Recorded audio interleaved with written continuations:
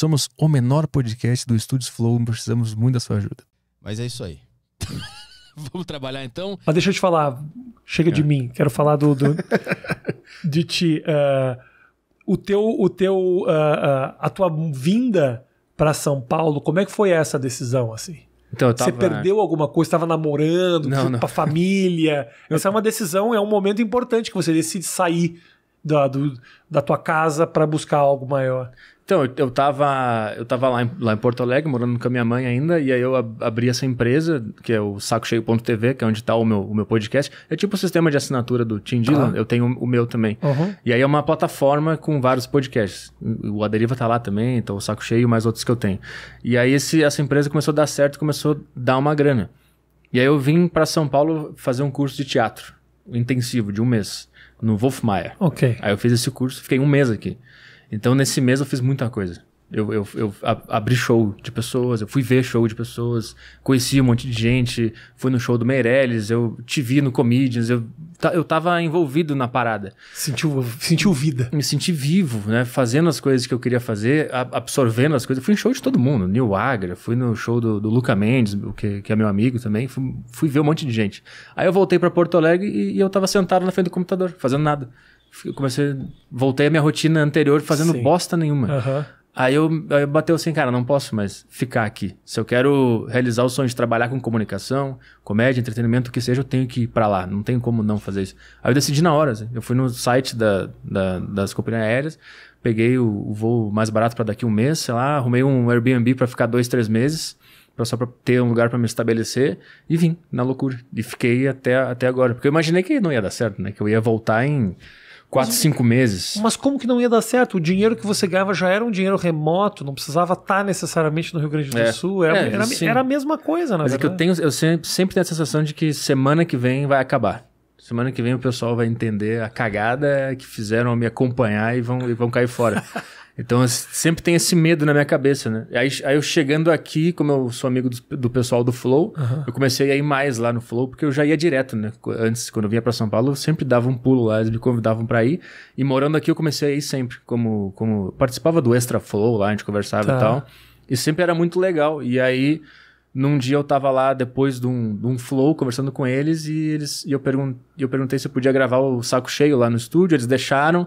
Aí disso surgiu o papo de eu fazer também um podcast de entrevistas, e aí surgiu o A Deriva. Então, por eu ter vindo pra cá, as coisas começaram a acontecer, assim. E você veio pra cá no começo dessa história dos podcasts. Eu vim em março de 2020. É timing também, né, brother? É timing pra caralho. Mas sem querer, né? Timing sem querer, mas, irmão, da mesma maneira eu tava lá no começo do stand-up também, não necessariamente, eu podia ser 5 anos mais novo, 5 anos mais velho, podia estar em Porto Alegre casado, se demorasse mais 5 anos, talvez eu tivesse casado, não teria vindo. É timing, mas também é aproveitar a oportunidade. Pingou na hora certa pra você, pra caralho. Não dá pra tirar o teu crédito de ter abraçado a oportunidade. É sorte, mas a sorte pinga às vezes, poucas vezes na vida da pessoa também. O cara tem que aproveitar. Eu tava muito aberto a aceitar qualquer coisa que aparecesse na vida.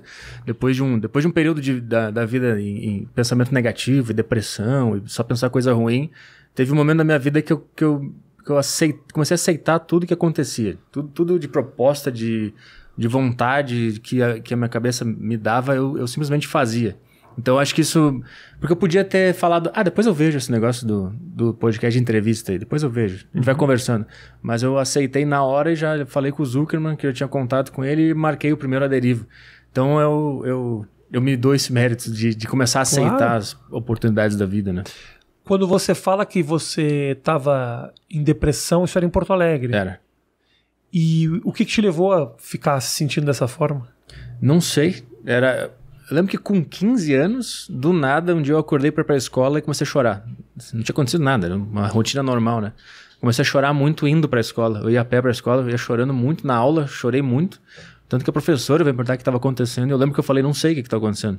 E aí esse foi o primeiro dia que isso aconteceu. Aí eu lembro que a partir desse dia tudo ficou diferente, assim, eu não enxergava mais a vida como eu enxergava antes. Então eu passei por muito tempo mal, assim, flertando com suicídio, com tristeza, sem vontade de sair da cama, assim, aquela coisa pesada mesmo de não ver perspectiva, né? O que eu vou fazer da vida, assim? O meu sonho parece muito grande e parece que nunca vai chegar. O que resta é uma vida medíocre que eu não vou aguentar ter.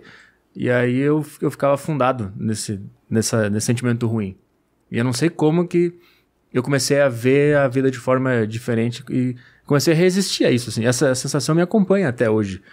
Tá no fundo da cabeça ainda. Às vezes ela chega mais forte, às vezes ela se aquieta, mas mesmo assim ela tá aí. Eu aprendi a resistir essa sensação de merda que tem, né?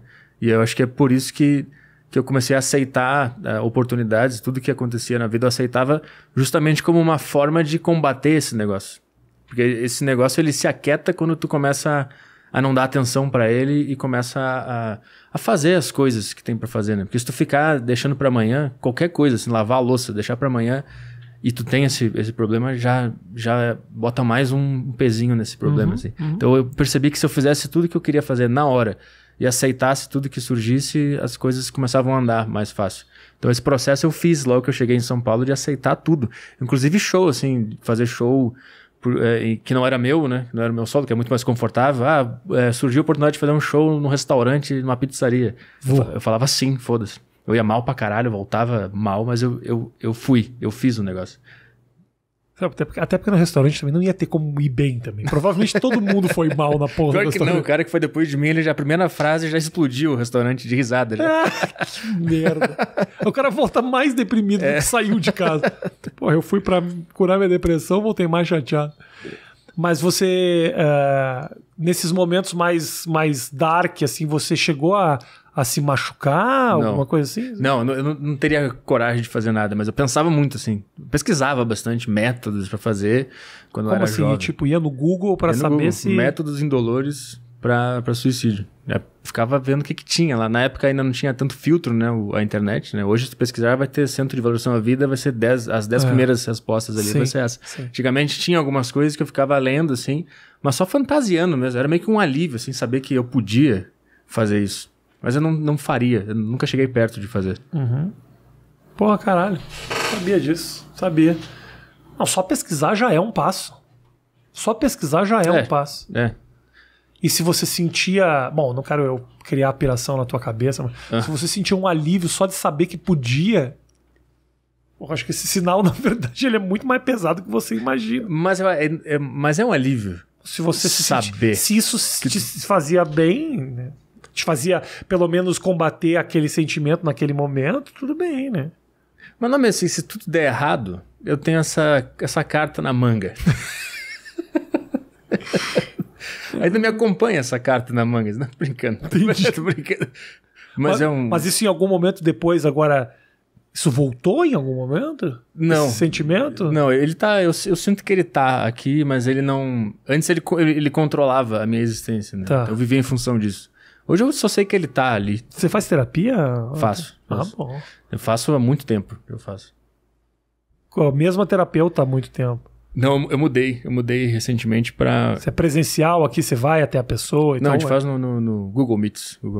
Mas eu mudei porque não tava sentindo mais resultado com a anterior, e aí eu mudei para esse cara novo que é uma outra abordagem, assim. Mas eu continuo fazendo. O que era a abordagem de outro? Isso me interessa. Acho que são visões diferentes da psicologia, né? Tá. Uma profissional, ela focava na infância, naquele negócio de resgatar a infância, como é que foi tua vida, e esse outro que eu tô agora, ele foca no problema agora. O que tá acontecendo agora, vamos resolver, e depois a gente vai ver o que aconteceu na tua infância. Depois a gente fuça. Então aí ele traz muito... Ele foi lá no Aderiva, inclusive, o Wesley Delanogari, o neurocientista e psicólogo. E ele traz muita estatística, dados sobre o que está acontecendo na tua cabeça. Aí ele fala, tem uma pesquisa que eu estava lendo hoje que mostra que a pesquisa nos ratinhos, aí ele começa a explicar como é que funciona o cérebro. Então tu deve estar fazendo esse movimento aí. Ele te embasa com dados o que pode estar acontecendo. Então é muito legal.